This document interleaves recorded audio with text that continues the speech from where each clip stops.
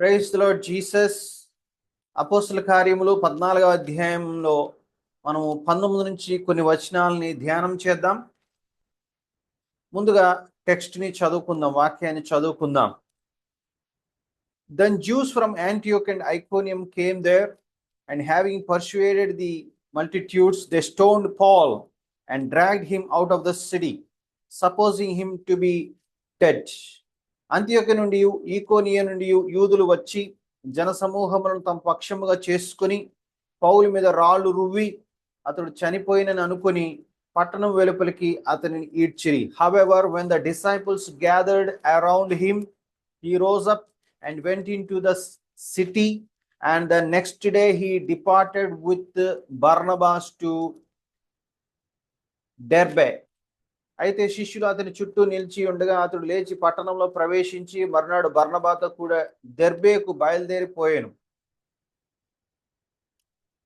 And when they had preached the gospel to the city and made many disciples, they returned to Lystra, Iconium and Antioch.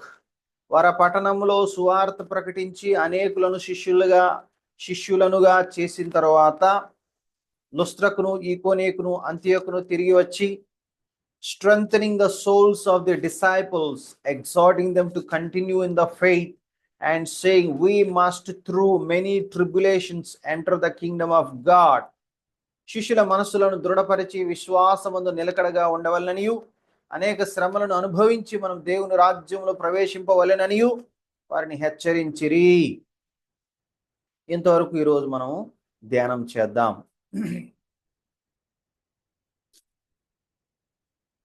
ధ్యానానికి ముందుగా దేవుని సహాయం తీసుకుందాం, ప్రార్థన చేసుకుందాం. ప్రభువా, ఈ వాక్య భాగాన్ని మేము అర్థం చేసుకుని ఇందులోని సత్యాలు నేర్చుకున్నటకు మా అందరి కన్నులు తెరవమని మాకు సహాయం చేయమని, మా అందరితో మాట్లాడమని యేసయ్య పరిశుద్ధ నామంలో స్తుతించి అడిగి వేడుకుంటున్నాము. స్వీకరించండి మా ప్రియ పరలోకపు తండ్రి, ఆమేన్. చూడండి ఏం జరిగిందో. అంతియోక నుండి ఈకోనియ నుండి యూదులు వచ్చి జనసమూహమును తమ పక్షముగా చేసుకుని పౌలు మీద రాళ్ళు రువ్వి అతడు చనిపోయినని అనుకుని పట్టణం వెలుపలికి అతనిని ఈడ్చిరి. ఇక్కడ క్రీస్తు పట్ల, క్రీస్తు సువార్త పట్ల, క్రీస్తు సువార్త ప్రకటించే వారి పట్ల క్రీస్తుని నమ్మనటువంటి యూదులు ఎంత ద్వేషపూరితంగా ప్రవర్తించారో మనం చూడవచ్చు. పర్సిక్యూషన్ అంటాం మనం. అంటే క్రీస్తు ప్రజల్ని ఇష్టపడనేటువంటి వారు, క్రీస్తు ప్రజల్ని ద్వేషించేవారు, క్రైస్తవుల్ని హింసించడాన్ని పర్సిక్యూషన్ అంటాం. ఇక్కడ అట్లాంటి ఒక సంఘటన మనకు కనబడుతుంది. అంత్యోక నుండి ఈకోనియ నుండి యూదులు వచ్చారు. ఎవరు వీళ్ళు అంటే, అంత్యోక అనేది ఇప్పుడు లుస్త్రకి దరిదాపు 100 మైళ్ళకు పైగా దూరం ఉన్నటువంటి ప్రాంతం. అక్కడ నుంచి ఈకోనియ నుంచి యూదులు ఎందుకు వచ్చారంటే పౌలు మీద కక్ష చేత వచ్చారు. పౌలు సువార్తను అడ్డుకోవడానికి వచ్చారు. పౌలును చంపాలని వచ్చారు. ఆల్రెడీ వాళ్ళ ఊర్లో ఉన్నప్పుడే పౌల్ని వాళ్ళు అడ్డగించారు. పౌల్ని చంపడానికి ప్లాన్ వేశారు. పౌలు ఆ విషయం తెలుసుకుని పౌలు బర్నబా అక్కడి నుంచి తప్పించుకుని ఈ లుస్త్రా ప్రాంతాలకు వచ్చారు. లుస్త్రా ప్రాంతాలకు వచ్చిన విషయం ఈ అంత్యోక నుండి ఉన్నటువంటి అంత్యోక ఈకోనియలో ఉన్నటువంటి యూదులు తెలుసుకొని, అమ్మా వీడు అక్కడికి వెళ్ళి అక్కడ కూడా వాళ్ళు కూడా మార్చేస్తున్నాడు, వీడంతా చూడాలి అని చెప్పేసి పౌల్ని చంపాలన్నటువంటి దురుద్దేశంతో, మా దగ్గర తప్పించుకున్న అక్కడ తప్పించుకోలేవు, నువ్వు అక్కడికి వచ్చి చంపుతావు నిన్ను అని ప్లాన్ వేసుకుని వాళ్ళు లుస్త్రకు వచ్చారు. అక్కడికి వచ్చి జనసమూహములను తమ పక్షముగా చేసుకున్నారు. అక్కడున్న జనాలు మీకు గుర్తుంది కదా, అంతకుముందు ఇది జరిగిన సంఘటన ఏంటంటే, ఆ లుస్త్రలో పౌలు సువార్త ప్రకటిస్తూ ఉండగా బలహీన పాదములు కలిగి పుట్టినప్పటి నుంచి నడవలేని స్థితిలో ఉన్నటువంటి ఒక కుంటివాడికి పౌలు స్వస్థపరిచి, ప్రభువైన యేసు నామములో స్వస్థపరిచి వాడికి గొప్ప మేలు చేస్తాడు. అప్పుడు ఆ కుంటివాడు లేచి గంతులు వేచి సంతోషంతో ఆనందంతో ఉన్నప్పుడు ఆ యొక్క అద్భుతాన్ని చూసినటువంటి ఆ లుస్త్ర ప్రజలందరూ కూడా పౌలు ముఖ్య ప్రసంగి అయినందున ఆయనకి హెర్మే అని పేరు పెట్టేసి బర్నబాని ద్యుపతి జియూస్ అని వాళ్ళు అనుకుని ఆ పౌలుని బర్నబాని ఆరాధించడానికి వాళ్ళు ప్రయత్నాలు చేసినప్పుడు పౌలు బర్నబా మేము దేవుళ్ళం కాదు, నిజమైన దేవుడు యేసుక్రీస్తు ప్రభువే, ఆయనే వీడిని బాగు చేశాడు, ఆయనే మీకు వర్షాన్ని కురిపించింది, ఆయనే మీకు ఋతువులను దయచేసింది, ఆయనే మీకు పంటలను దయచేసింది, ఆయనే మిమ్మల్ని పోషించేది, ఆయనే మీకు సహాయం చేసేది, ఆయన ఈ రకమైన మేలు చేయడం ద్వారా ఆయన ఉన్నాడు అన్నటువంటి ఆయన సాక్ష్యాన్ని పెట్టాడు. దేవుడు తన కూర్చిన సాక్ష్యాన్ని వీటి ద్వారా మీ ముందుంచాడు, ఆయన మీకు మేలు చేస్తూ వచ్చాడు. ఆ దేవుని మేము ప్రకటిస్తున్నాం. మేం కాదయ్యా దేవుళ్ళము, జియూస్ కాదయ్యే దేవుడు, హెర్మిస్ కాదయ్యే దేవుడు, ఈ ఆకాశ దేవుడు అనుకునేటువంటి జియూస్ కాదు నిజమైన దేవుడు. నిజమైన దేవుడు ఆకాశ దేవుడు కాదు, ఆకాశాన్ని సృష్టించిన దేవుడు ఉన్నాడు. ఆ దేవుడు గురించి మేము ప్రకటిస్తున్నా. ఆయన సృష్టికర్త, ఆయన మన పోషకుడు, ఆయన జీవం గల దేవుడు, ఆయన వైపు తిరగండి అని చెప్పేసి పౌలు బర్నబాలు ప్రసంగిస్తారు. ఎలాగోలా కష్టపడి మొత్తానికి ఆ లుస్త్రలో ఉండే ప్రజల్ని వాళ్ళకు ఆరాధన చేయకుండా ఆపుతారు, బహు ప్రయాసపడి ఆపుతారు.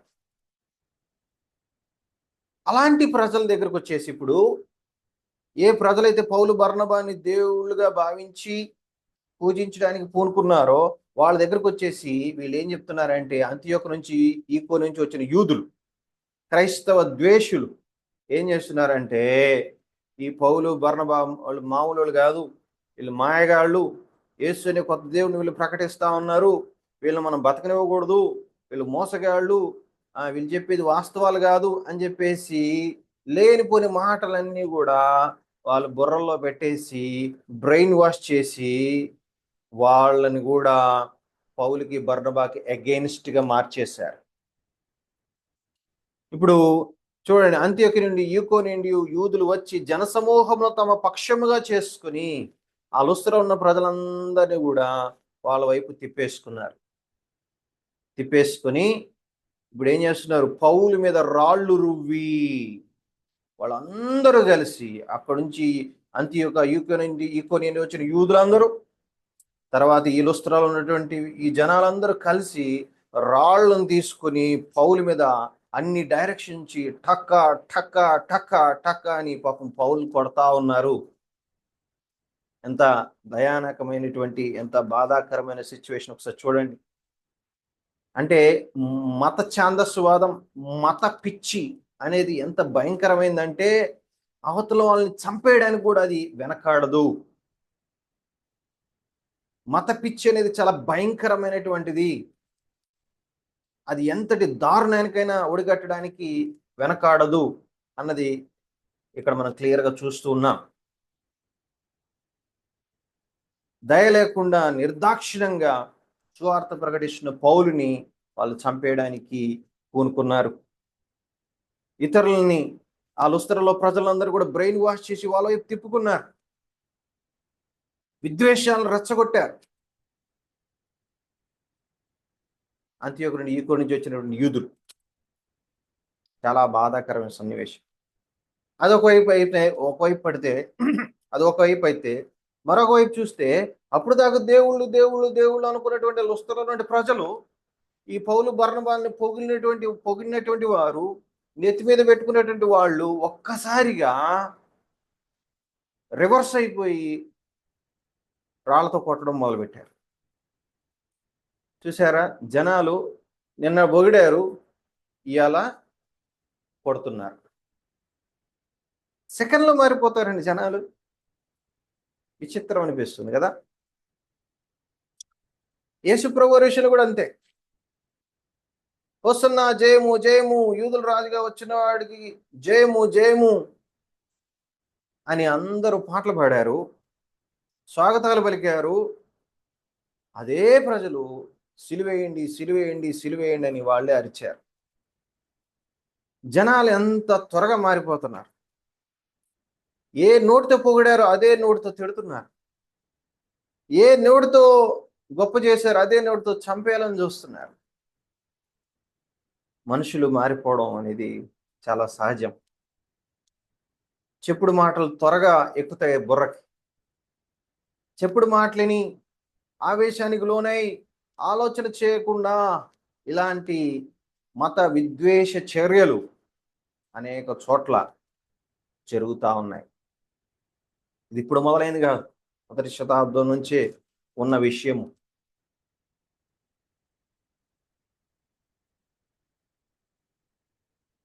కాబట్టి మిత్రులారా, గమనించాల్సిన విషయం ఏంటంటే, పౌలు ఎవరికి హాని చేయలేదు. పౌలు యేసుక్రీస్తును ప్రకటిస్తున్నాడు, ఆయన ప్రేమను ప్రకటిస్తున్నాడు, నిజదేవుణ్ణి ప్రకటిస్తున్నాడు, నమ్ముకోని బతిమలాడుతున్నాడు. అందులో ఆయన చేసిన తప్పే ఉంది.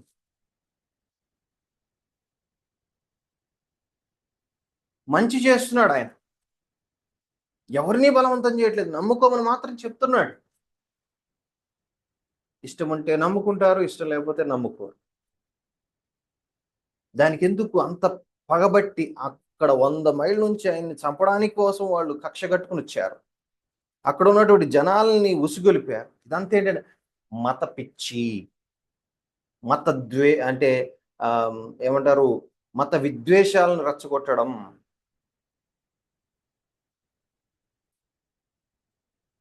చాలా దారుణం. ఆలోచించండి. పౌలు, ఇక్కడ పౌలు ఒక్కడే ఉన్నాడు, బర్నబా కనబడట్లేదు. అంటే ఇది వాళ్ళు దేవతలుగా ఆరాధించి అదే రోజున జరిగి ఉంటుందని అనుకోవట్లేదు. నెక్స్ట్ డేనో కొద్ది రోజుల తర్వాత ఈ సంఘటన జరిగిందని అనిపిస్తుంది. ఎందుకంటే పౌలు బర్నబా అనే వాళ్ళు ఇక్కడ ఉన్నారని అంత్యోకులో ఉన్న వాళ్ళకి తెలిసి వాళ్ళు ఇక్కడికి వచ్చి ఆ 100 మైళ్ళు ప్రయాణం చేస్తే కొంత టైం పడుతుంది.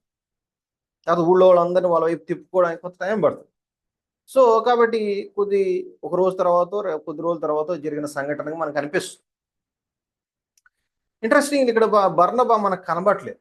మేబీ బర్నబా ఇంకెక్కడ సువార్త చేయడానికి పక్కన ఏదైనా వీధికి వెళ్ళాడేమో, లేకపోతే ఏదో పనిలో ఆయన ఉన్నాడేమో. పౌలు మేబీ సెంటర్లో సువార్త ప్రకటించడానికి వచ్చాడేమో. పౌలు అక్కడ ఉన్నాడు, చూశారు వీళ్ళందరూ. పౌలు చుట్టూ గుమిగూడారు, ఈ జనాలందరూ గుమిగూడారు, ఈ మత పిచ్చి వాళ్ళందరూ గుమిగూడి వాళ్ళందరూ రాళ్ళు తీసుకుని, పదునైన సూదైన రాళ్ళు తీసుకుని పౌల్ని అన్ని డైరెక్షన్స్ నుంచి కొడుతూ ఉంటే పౌలు ఎస్కేప్ అవ్వలేదు, అక్కడే ఉన్నాడు. ఎందుకు అలా ఉన్నాడు? ఆయన సత్యం కోసం నిలబడుతున్నాడు. నేను చెప్పేది సత్యం, మీరు నన్ను చంపినా పర్వాలేదు, మీరు ఆ యేసు ప్రభువుని తెలుసుకోవాలి, మీరు ఆ నరకానికి పోకూడదు, స్వర్గానికి వెళ్ళాలి అని ప్రకటిస్తూ ప్రేమపూర్వకంగా అక్కడ నిలబడ్డాడు. ఆయన ప్రేమను వాళ్ళు అర్థం చేసుకోకుండా రాళ్లతో కొడుతూనే ఉన్నారు. ఆలోచించు, అంతమంది కలిసి ఒక్కసారిగా రాళ్ళు విసురుతుంటే అన్ని డైరెక్షన్స్, తలకి, మొహానికి, బాడీకి ఎక్కడ పడితే అక్కడ రాగులు తగులుతూ ఉంటే ఎంత భయంకరంగా ఉంటది, ఎంత దారుణంగా ఉంటది. మత ద్వేషం కలిగిన వాళ్ళు, మత పిచ్చి కలిగిన వాళ్ళు, జాలి దయ ఏమాత్రం లేకుండా అమానుషంగా ప్రవర్తిస్తారు అన్నదానికి ఇది ఒక చక్కటి నిదర్శనం. అంత భయంకరమైంది మత పిచ్చి, మిత్రులారా. కానీ పౌలు నాకు తెలిసి చిరునవ్వుతో అవన్నీ భరిస్తూ సహిస్తూ నిలబడ్డాడు. పౌలు మనసులో ఈ సమయంలో ఏమేమి ఆలోచనలు వెళ్ళుంటాయి? నేను అనుకోవడం, అంతకుముందు రోజే వాళ్ళు పౌలా నువ్వే దేవుడి హెర్మెస్, బర్నబా ద్యుపతి అని వాళ్ళు నమ్మి పౌలుకి, బర్నబాకి ఆరాధన చేయడానికి వాళ్ళు పూనుకున్నారు. పౌలు చెప్పాడు, మేం కాదయ్యా దేవుళ్ళం, హెర్మెస్ ద్యుపతి కాదయ్యా దేవుళ్ళు, యేసుప్రభువే నిజమైన దేవుడు అని ప్రకటించాడు. వాళ్ళకి అర్థం కాల. ఇప్పుడైనా నన్ను కొట్టడం ద్వారా మీ నేను ఒకవేళ ఈ కొట్టలో వాళ్ళు ఇలా కొడుతూ ఉంటే ఆ దెబ్బలు నాకు తగులుతూ ఉంటే ఒకవేళ నేను చనిపోతే అప్పుడైనా వీళ్ళు అర్థం చేసుకుంటారేమో, నేను దేవుడిని కాదు, నేను హెర్మెస్ని కాదు, నేను కేవలం మనిషిని, నేను ప్రకటించే దేవుడే నిజమైన దేవుడు అని అలా అర్థం చేసుకుంటారని ఆ రాళ్ళతో కొట్టించుకోవడానికి ఇష్టపడ్డాడేమో తెలియదు. ఎట్లా నేను చచ్చిపోయినా పర్లేదు, నేనుగా దేవుడు, యేసుప్రభు దేవుడిని వీళ్ళు తెలుసుకుంటే చాలనుకున్నాడేమో తెలియదు. రెండోది,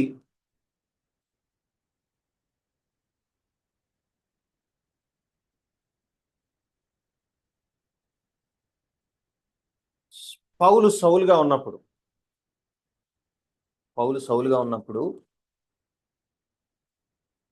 స్టెఫన్ అనేటువంటి ఒక వ్యక్తి సువార్త ప్రకటిస్తూ ఉంటే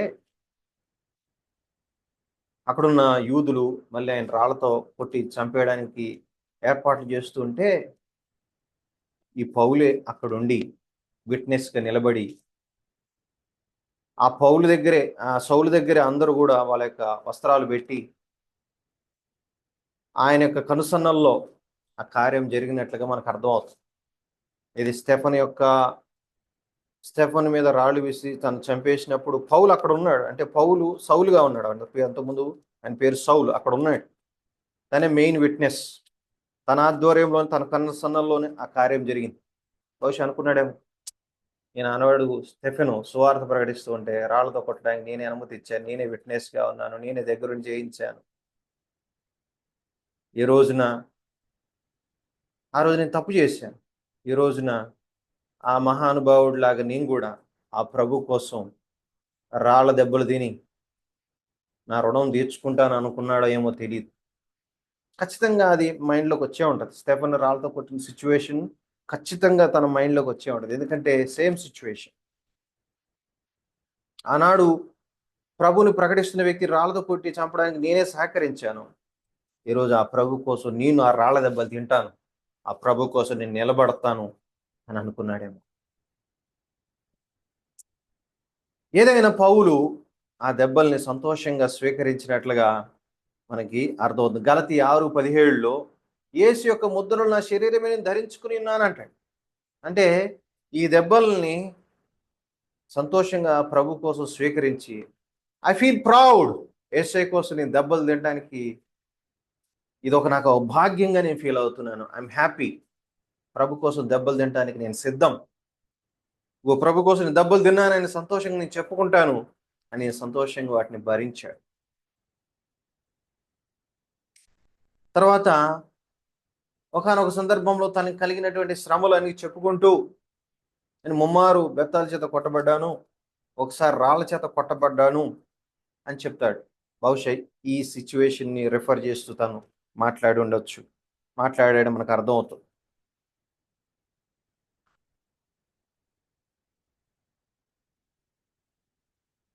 మనం ముందుకెళ్ళి చూసినట్లయితే పౌలు మీద రాళ్ళు రువ్వి అతడు చనిపోయిననుకుని ఎంతగా రాళ్ళతో కొట్టారంటే ఆ దెబ్బలకి నెత్తురు కారుతూ ఒళ్ళంతా కూడా దెబ్బలు తగిలి చాలా దారుణమైన స్థితిలో పౌలు డామ్మని కింద పడిపోయాడు. దయనీయమైన పరిస్థితి, కొన ఊపిరితో ఉన్నాడు. అంతమంది అన్ని రాళ్ళతో అన్ని డైరెక్షన్స్ కొడితే ఎంత భయంకరమైన దెబ్బలు తగులుతాయండి. అవన్నీ ప్రభు కోసం సంతోషంగా భరించాడు.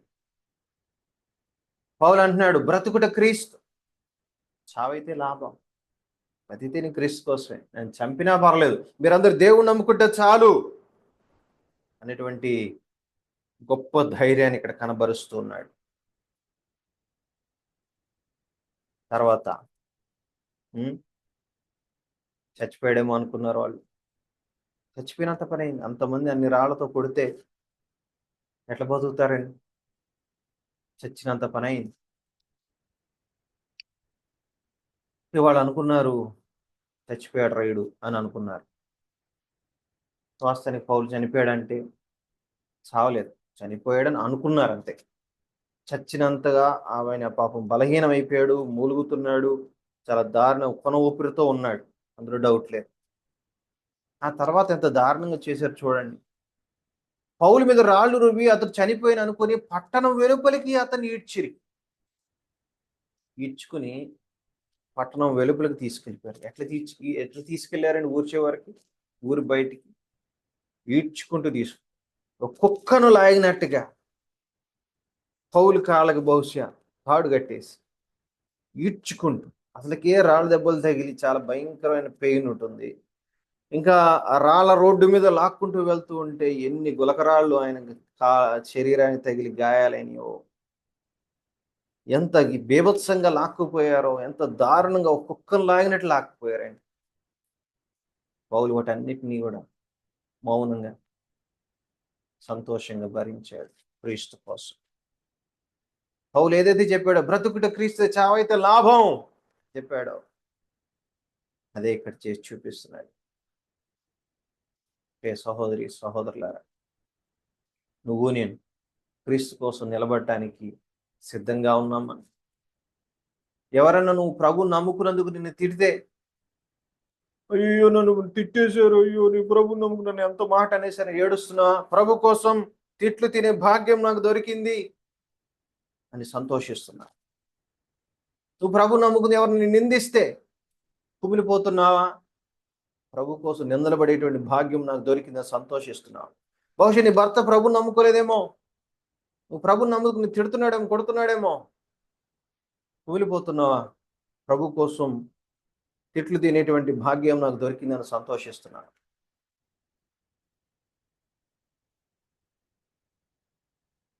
సువార్త కోసం వెళ్తే నన్ను కొట్టేశారని ఏడుస్తున్నావా?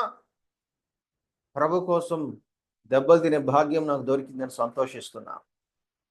How is your attitude? నీ మనోభావం ఎట్లుంది? పౌలు ఇక్కడైతే ప్రభు కోసం దెబ్బలు తినడానికి నేను సంతోషంగా ఫీల్ అవుతున్నా. ప్రభు యొక్క ముద్ర నా శరీరం మీద నేను ధరిస్తున్నాను. I'm happy. అవసరమైతే సువార్త కోసం చచ్చిపోవడానికి నేను రెడీ అని అక్కడ నిలబడ్డాడు. పౌలు ఎస్కేప్ అవ్వచ్చు, కానీ ఎస్కేప్ అవ్వాల, నిలబడ్డాడు వాళ్ళ మీద ప్రేమ. ఇది కదండి నిజమైన భక్తి అంటే. నిజమైన భక్తి తన్ను కొడుతున్నా సరే వాళ్ళు బాగుండాలని, వాళ్ళు దేవుని తెలుసుకోవాలని, వాళ్ళు కూడా ప్రభు నమ్ముకుని స్వర్గానికి కోరుకునేది నిజమైన భక్తి. కానీ మత పిచ్చి అనేది అవతరుణ్ణి చంపేయడానికి కూడా వెనకాడు. కానీ నిజమైన భక్తి తన్ను కొడుతున్నోడు కూడా బాగుపడాలని కోరుకుంటారు. ఎంత డిఫరెన్స్ అండి, ఎంత వైవిధ్యం, ఇంత గొప్ప తేడా అండి నిజ భక్తికి అబద్ధ కపట భక్తికి. గ్రహించాలి మీరంతా. చాలా దారుణంగా కుక్కలాగా ఈడ్చుకుంటూ బయటికి తీసుకెళ్ళిపోయారు పౌలు. బహుశా ఈ సందర్భంలోనే తను ఇక్కడ మూర్ఛిల్లిపోయి స్పృహ లేని స్థితిలో పడిపోయిన సందర్భంలోనే పౌలు మూడో ఆకాశాన్ని కొనిపోబడ్డాడేమో అని చాలా మంది పండితుల యొక్క అభిప్రాయం.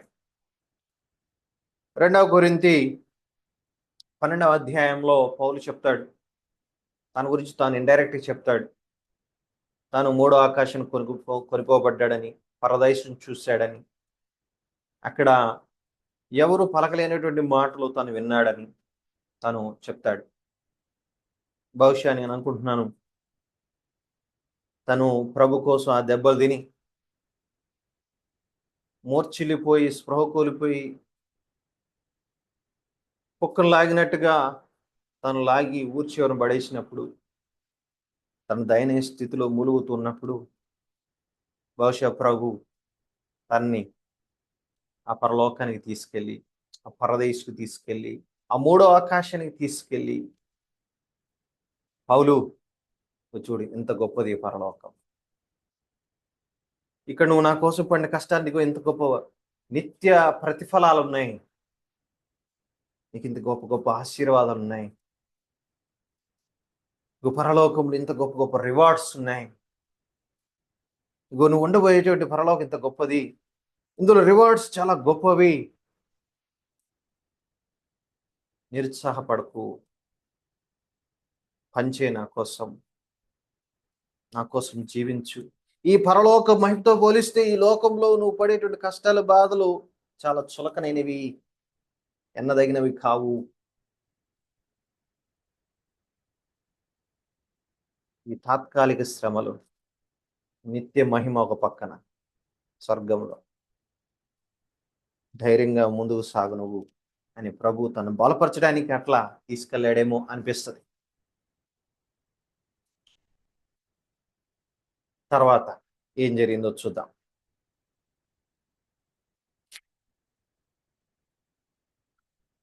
However, when the disciples gathered around him, he rose up and went into the city, and the next day he departed with Barnabas to Derbe. తర్వాత చూడండి, శిష్యులు ఊరు చివరిన పడేసిన తర్వాత, అంటే పౌల్ని ఊరు చివరిన ఈడ్చుకెళ్ళి పడేసిన తర్వాత, ఊరు వెలుపలకి తీసుకెళ్లి పడేసిన తర్వాత అప్పుడు వచ్చారు శిష్యులు చివరిలో. పౌలు కొడుతున్నప్పుడు బహుశా ఎవరు మాట్లాడినట్టు కనబట్లేదు. బహుశా వాళ్ళందరూ భయంతో, అయ్యో మా లీడర్ పరిస్థితి ఇలా అయిపోయింది, మా పరిస్థితి ఏంటి అని కంగారుతో, భయంతో, ఆందోళనతో ఉన్నారేమో. వాళ్ళ స్పందన ఎక్కడ కనబడలేదు. వాళ్ళు పౌలు ప్రొటెక్ట్ చేసుకోవడానికి ఏం చేసినట్టుగా ఏం కనబడలేదు. వాళ్ళు కూడా భయంతో సైలెంట్గా ఉండిపోయారు. చివరికి ఊరు చివరిన కుక్కను పడేసిన తర్వాత ఆ శిష్యులందరూ పాపం పౌలు చుట్టూ గుమిగూడారు. అయితే శిష్యులు అతని చుట్టూ నిలిచి ఉండగా, చుట్టూ గుమిగూడి బహుశా ప్రార్థన చేస్తున్నారేమో, దుఃఖంతో ఉన్నారేమో. అయ్యో పౌలు గారు ఎన్ని దెబ్బలు, ఎంత ఘోరం అని బాధపడుతూ ఉన్నారు. ఎంత భయంకరమైన అధ్వాన స్థితి మీకు పట్టిందని అని వాళ్ళందరూ కూడా కుమిలిపోతూ ఉన్నారు. తర్వాత ఏం జరిగింది? ఈ రోజా అతడు లేచి పట్టణంలో ప్రవేశించి went in to the city. అకస్మాత్తుగా పౌలు లేచాడు. పౌలు లేచి టకటక పట్టణంలోకి తనే ప్రవేశించాడు, తనే వెళ్ళిపోయాడు. ఈ వెంట్, తనంతా తానే నడుచుకుంటూ వెళ్ళిపోయాడు. ఏం జరిగింది ఇక్కడ? అద్భుతం జరిగింది. అన్ని దెబ్బలు తగిలినవాడు, అన్ని దెబ్బలు తిన్నవాడు, అన్ని దెబ్బలు తగిలినవాడు, అంత ఘోరంగా హింసించబడినటువంటి వాడు, కొన ఊపిరితో ఉన్నవాడు, స్పృహ కోల్పోయి చచ్చిన వాళ్ళ పడినటువంటి వాడు, కుక్క వలె ఏడవబడినటువంటి వాడు, లేచి కోలుకోవడానికి కొన్ని నెలలు పట్టింది. అట్లాంటిది పక్కన లేచి నిలబడ్డాడు. దేవుడు అద్భుతం చేసి పౌల్ని బలపరిచాడు. అన్ని దెబ్బలు తిన్న పౌలు ఎవరు సహాయం తీసుకుని తనే నడుచుకుంటూ వెళ్ళిపోయాడు. మళ్ళీ ఎక్కడికి వెళ్ళాడు? ఏ ఊళ్ళో కొట్టారో అదే ఊరికి వెళ్ళాడు. మళ్ళీ లుస్త్రాకి వెళ్ళాడు. ఆయన ఎంత ధైర్యం చూడండి, మొండి ధైర్యం. వాళ్ళు అట్లయినా దేవుని తెలుసుకుంటారని ఒక ఆలోచన. అరే ఇంత ఘోరం కొట్టాం, ఈడు ఎట్లా వచ్చాడు, మళ్ళీ ఎలా బతికాడు, ఈడు చచ్చిపోయాడు అనుకున్నాం కదా, ఈడు ఎట్లా బతికాడు అంటే ఈయన ప్రకటించే దేవుడు గొప్పవాడు. అసలు ఇలాంటి మనిషి బతుకుతాడా? ఈ స్థితిలో ఉన్న మనిషి బతుకుతాడు? ఈ స్థితిలో మనిషి నడగలుగుతాడా? ఈ స్థితిలో ఉన్న మనిషి రాగలుగుతాడా? ఇది అద్భుతమే. అంటే పౌలు దేవుడు గొప్పవాడు. పౌలు నమ్ముకున్న దేవుడు గొప్పవాడు. అందుకే పౌలు నమ్ముకున్న దేవుడే పౌలు బతికించాడు, పౌలుని కాపాడాడు, పౌలుని బలపరిచాడు అని తను చూసి అలాగైనా వాళ్ళు నమ్ముతారు అనుకున్నాడేమో. ఆ ఊరంతా మళ్ళీ చంపేసే అవకాశం ఉంది, మళ్ళీ కొట్టే అవకాశం ఉంది, అయినా పర్వాలే, వాళ్ళు ఎట్లయినా దేవుడు నమ్ముకో అని మళ్ళీ లుస్త్రకి వచ్చాడు. మళ్ళీ లుస్త్రకి వచ్చాడు. ఇక అప్పుడు the next day he departed with Barnabas to Derbe. మరునాడు బర్నబాతో కూడా దెర్బేకి బయలుదేరిపోయాను. బహుశా ఆ నైట్ బర్నబా అక్కడ ఉన్నటువంటి శిష్యులు అందరు చెప్పుంటారు, పౌలు గారు ఎందుకు వచ్చిన గోల, మీరు ఇక్కడే ఉంటా అంటున్నారు, సువార్త ప్రకటిస్తా అంటున్నారు, కానీ వాళ్ళు వినే పరిస్థితులు లేరు కదా, మిమ్మల్ని చంపడానికి కూడా వాళ్ళు పూనుకున్నారు కదా, కొద్ది రోజులు అయిన తర్వాత రండి, ప్రస్తుతానికి ఆ దెర్బేకి వెళ్ళి అక్కడ సువార్త చేయండి ప్లీజ్. పౌలు గారు మీరు మాకు అవసరం, మీరు బతుకుంటాం మాకు అవసరం, మీరు ఇక్కడే ఉంటే వీళ్ళు మిమ్మల్ని చంపేస్తారు.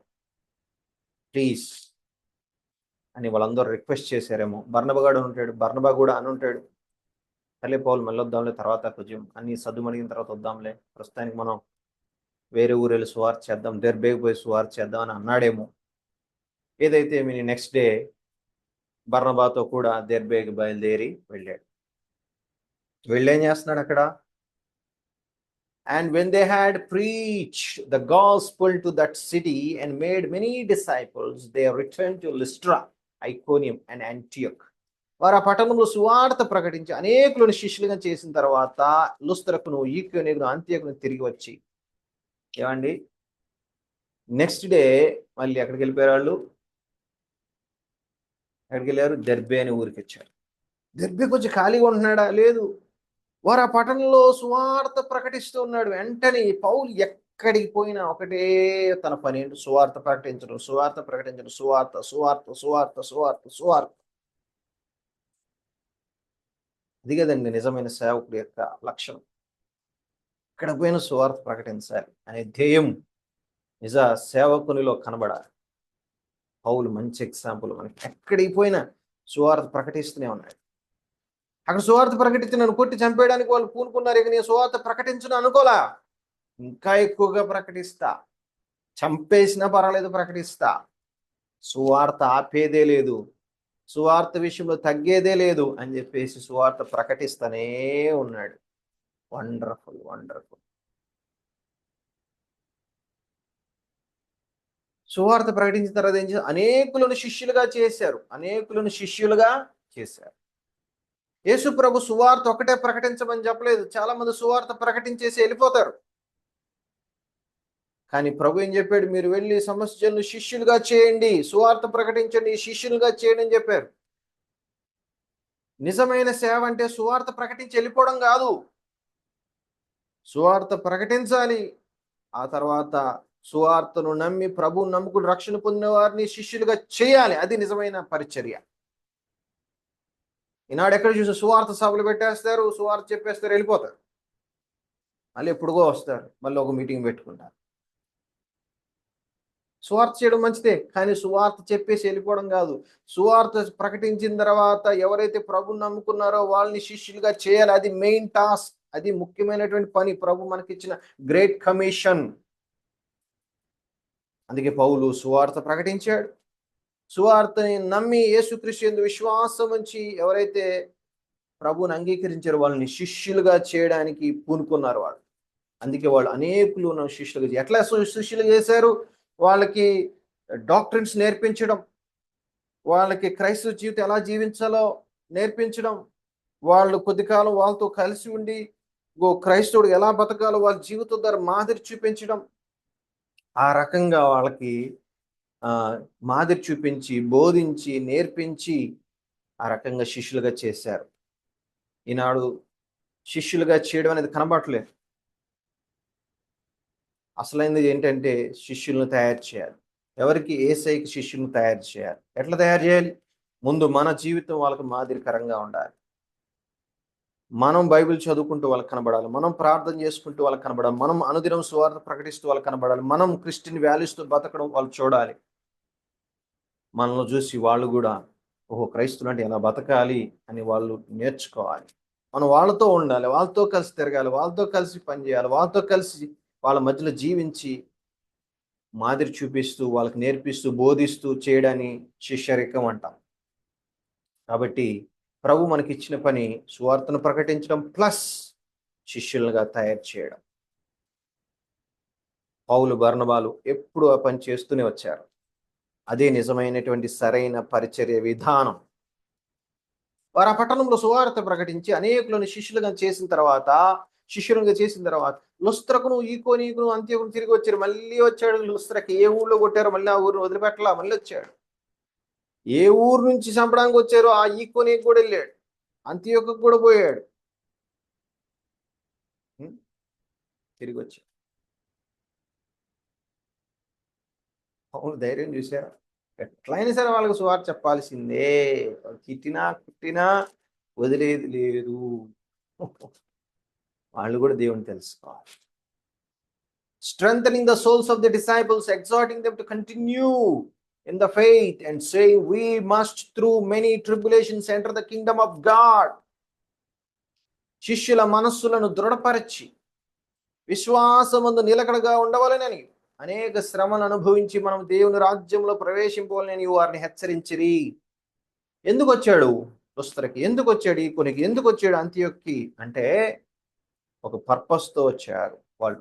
పౌలు బర్నబా ఎందుకు ఆ ప్రాంతాలకు వచ్చారంటే ఒక పర్పస్. శిష్యులు ఉన్నారు అక్కడ, ప్రభువుని నమ్ముకున్న శిష్యులు ఉన్నారు. వాళ్ళని మనం బలపరచాలి, వాళ్ళని మనం దృఢపరచాలి, వాళ్ళ మనసులను దృఢపరచాలి. స్ట్రెంథనింగ్ ద సోల్స్, వాళ్ళ యొక్క మనస్సులను దృఢపరచాలి. ఎట్లా దృఢపరచాలి? వాక్యం ద్వారా వాళ్ళని బలపరచాలి. టీచింగ్ ఇంకొంచెం అందించి వాళ్ళని స్ట్రెంథెన్ చేయాలి. వాళ్ళతో కలిసి ఇంకా ప్రార్థన చేసి వాళ్ళని ఇంకా బలపరచాలి అని చెప్పేసి వాళ్ళు నిర్ణయించుకున్నారు. ఏ రకంగా బలపరిచారు వాళ్ళు? ఏ రకంగా దృఢపరిచారు వాళ్ళు? విశ్వాసమందు నిలకడగా ఉండవాలని వాళ్ళు చెప్పారు. మన విశ్వాసంలో నిలకడగా ఉండాలి, విశ్వాసాన్ని కోల్పోవద్దు, అనేక శ్రమను అనుభవించి మన దేవుని రాజ్యంలో ప్రవేశించాలి అని వారిని హెచ్చరించారు. బహుశా వాళ్ళు అక్కడ ఉన్నటువంటి విశ్వాసులు, శిష్యులు అందరూ కూడా ఏం ఆలోచిస్తున్నారు? అయ్యో, పౌలుకి ఇలాంటి గతి పట్టిందే, పౌలే ఇలాంటి ఇబ్బందులు ఎదుర్కొన్నాడే, మా పరిస్థితి ఏంటి అని బిక్కుమంటూ మేము ఎట్లా బతకాలి, ఎట్లా ప్రభు కోసం జీవించాలి ఏంటి అని ఒక నిరుత్సాహంలో ఉన్నారేమో, ఒక డిప్రెషన్లో ఉన్నారేమో, ఒక భయంలో ఉన్నారేమో, అక్కడ వాళ్ళకి పరిస్థితులు చాలా ప్రతికూలంగా ఉన్నాయేమో వాళ్ళ భక్తిని ఆచరించడానికి. అందుకే పౌలు వర్ణం అనుకుంటాం, మనం వెళ్ళాలి, వాళ్ళకి ధైర్యం నూరిపోయాలి, వాళ్ళని బలపరచాలి, వాళ్ళ ఫెయిత్లు ఎదిగే విధంగా చేయాలి, వాళ్ళకు ఫ్యాక్ట్స్ చెప్పాలి. ఏంటా ఫ్యాక్ట్స్? అనేక శ్రమను అనుభవించి మన దేవుని రాజ్యంలో ప్రవేశించాలి. మాకు శ్రమలు కట్టాయి, మేము శ్రమలు ఎదుర్కొన్నాం, నేను శ్రమలను ఎదుర్కొన్నా, నన్ను చంపడానికి వాళ్ళు పూనుకున్నారు. ఇది కొత్త విషయం కాదు. క్రీస్తు యేసునందు సద్భక్తితో బ్రతకను ఉద్దేశించి వారి ఎందుకు కూడా శ్రమలుంటాయి. యేసు ప్రభు వారు చెప్పారు, శిష్యులారా ఏమని? లోకము నన్ను ద్వేషించింది, ఈ లోకము నన్ను హింసించింది, నన్ను అనుసరించే మిమ్మల్ని కూడా ఈ లోకం ద్వేషిస్తుంది, నన్ను హింసించిన ఈ లోకం మిమ్మల్ని కూడా హింసిస్తుంది. ఇది ఫ్యాక్ట్, ఇది రియాలిటీ. ఈ విషయాన్ని మీరు గుర్తిరగండి అని ప్రభువారు మనకు గుర్తు చేశారు కదా, మర్చిపోకండి. మనం దేవుని రాజ్యంలో ప్రవేశించే ముందు ఈ లోకంలో అనేక శ్రమలను మనం ఎదుర్కోవాలి. ఆ దేవుని రాజ్యంలోకి మనం ప్రవేశించాలంటే ప్రభువైన యేసుక్రీస్తు విశ్వాసం ఉంచడం ద్వారా, రక్షణ పొందడం ద్వారా దేవుని రాజ్యంలో ప్రవేశిస్తాం.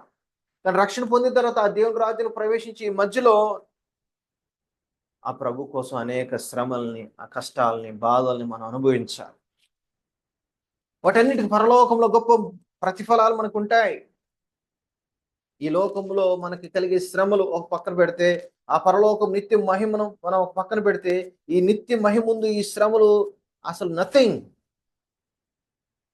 వీటి ద్వారా అక్కడ కలిగే బెనిఫిట్స్ చాలా అద్భుతమైన పరలోకంలో అని పౌలు వాటన్నిటిని ఎక్స్ప్లెయిన్ చేస్తూ, క్రైస్తవ జీవితం అనేది ముళ్ళబాట, ఇరుకు మార్గం.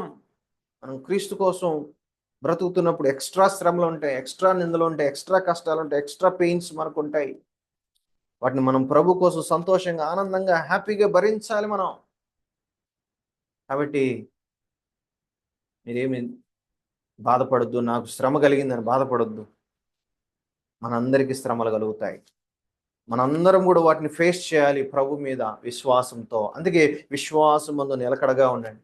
విశ్వాసంలో సన్నగిలొద్దు, విశ్వాసంలో డౌన్ అవద్దు. సాతాను మిమ్మల్ని ఈ టైంలో శోధిస్తాడు. పౌలుకే గతి లేదు, మీ పరిస్థితి ఏంట్రా అని మిమ్మల్ని భయపెడతాడు. తగ్గొద్దు, విశ్వాసంలో తగ్గొద్దు. మీ జీవితంలో అతి విలువైన డైమండ్ మీ విశ్వాసం. దాన్ని ఎట్లయినా దొంగిలించాలని సాతాను ప్రయత్నం, వాడికి అవకాశం ఇవ్వకండి. విశ్వాసముందు నిలకడగా ఉండండి. Continue in the faith. విశ్వాసంతో మన క్రైస్తవ జీవితం మొదలైంది, విశ్వాసంతో అది కొనసాగాలి, విశ్వాసంతో మనం మృతి చెందాలి. దానికోసం మనం ఏం చేయాలి? విశ్వాసాన్ని కర్తయు దాన్ని కొనసాగించడానికి యేసు వైపు చూడాలి. మనం పరుగు పందెంలో ఓపికతో పరిగెత్తాలి. క్రీస్తు కూడా ఆయన ముందున్న ఆనందం కొరకు సంతోషంతో శ్రమలను భరించారు. అలాగే మనం కూడా ఓపికతో, సహనంతో ప్రభు కోసం శ్రమను అనుభవిస్తూ, ప్రభు కోసం ధైర్యంగా నిలబడుతూ మన ఈ లోకంలో ముందుకు సాగాలి. విశ్వాసం ముందు నిలకడగా ఉండండి మిత్రులారా. ఈ లోకంలో కష్టాలు ఉంటాయి, అది రియాలిటీ. దాన్ని మనం అంగీకరించి ప్రభు కోసం మనం జీవించాలి. ధైర్యంగా ఉండండి అనే శిష్యుల మనసుల్ని దృఢపరిచాడు, బలపరిచాడు, వాళ్ళని హెచ్చరించాడు, ఎంకరేజ్ చేశాడు పౌలు. ఈనాడు మనం ప్రకటించాల్సిన సత్యాలు ఇవ్వండి. ఎంతసేపు దేవుడు ఆశీర్వదిస్తాడు ఆశీర్వదిస్తాడు ఆశీర్వదిస్తాడు అని ఈ రోజున ప్రాస్పరిటీ గాస్పల్ని ఎక్కువగా చెప్తా ఉన్నారు. చిన్న కష్టం రాగానే దేవుని వదిలేసి చర్చిని వదిలేసి వెళ్ళిపోతున్నారు. దానికి కారణం ఏంటి? బైబిల్ ఉన్న పూర్తి సత్యాన్ని జనాలకు చెప్పకపోవడం వల్ల. దేవుడు దీవిస్తాడు, ఖచ్చితంగా తగిన సమయం దేవుడు ఆశీర్వదిస్తాడు, అందులో సందేహం లేదు. కానీ ఈ లోకంలో దేవుని కోసం మనం నిలబడినప్పుడు కష్టాలు, శ్రమలు, బాధలు, వేదనలు, నిందలు, అవమానాలు ఉంటాయన్నది కూడా వాస్తవం. దాన్ని కూడా ప్రకటించాలి. అప్పుడు కష్టాలు వచ్చిన, బాధలు వచ్చిన వాళ్ళు ప్రభు కోసం నిలబడతారు. బ్యాలెన్స్డ్గా బిబ్లికల్ ట్రూత్ని మనం ప్రెజెంట్ చేయాలి. విశ్వాసుల్ని దేవుని కోసం శ్రమలు ఎదుర్కోవడానికి వాళ్ళని మెంటల్గా మనం ప్రిపేర్ చేయాలి. అది నిజమైన పరిచర్య. మనం ధైర్యంగా శ్రమలు ఎదుర్కోవాలి, విశ్వాసులు కూడా ఆ రకంగా మనం సిద్ధపరచాలి. అట్టి సరైన పరిచర్య చేయనట్లు ప్రభు మనకు సహాయం చేయనుగాక. మనందరం కూడా ఒకటే నినాదం, బ్రతుకుట క్రీస్తు, చావైతే లాభం అని ప్రభు కోసం బ్రతుకుదాం. ప్రభు నామం మహింపరచబడుగాక. ఆమేన్.